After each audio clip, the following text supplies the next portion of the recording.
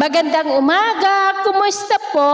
Narito po ulit ang update natin para sa lagay ng ating panahon ngayong umaga po ng May 8, 2025. Sa ngayon po ay easterlies ang dominanteng hangin na umiihip po ngayon dito sa ating bansa. Ito po ay mainit na hangin na mula sa silangan o dyan sa may Pacific Ocean na nagre-resulta rin yan ng pagkakabuo ng mga localized thunderstorm na dahilan ng mga isolated rains, lalo na po yan sa dakong hapon, gabi at madaling araw. At sa ating long-range forecast, wala naman pong bagyo na namamataan na tatawid sa ating kalupaan for the next 5 to 7 days. Pero nananatili pa rin na may isa pa ring banta ng sama ng panahon na maaari na mabuo sa silangan nating bansa sa susunod na mga araw.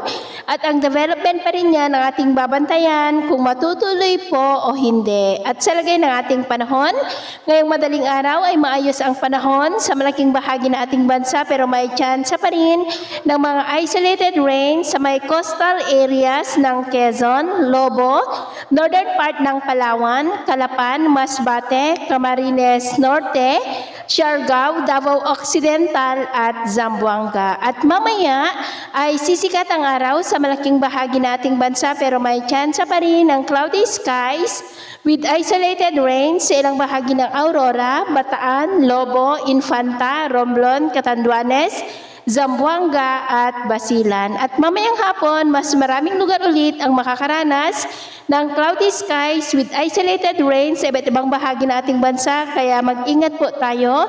At kung lalabas tayo sa ating mga tahanan, ugaliin lamang po natin lagi ang magdala ng kahit anong panangga natin sa init ng araw at proteksyon na rin po sa mga biglaang buhos ng ulan. At sa atin naman pong mga baybayin, wala naman po tayong nakataas na namang gale warning signals, pero iba yung pag-ingat lamang po kung papalaot tayo para po mas makaiwas sa mga sakunang pangkaragatan.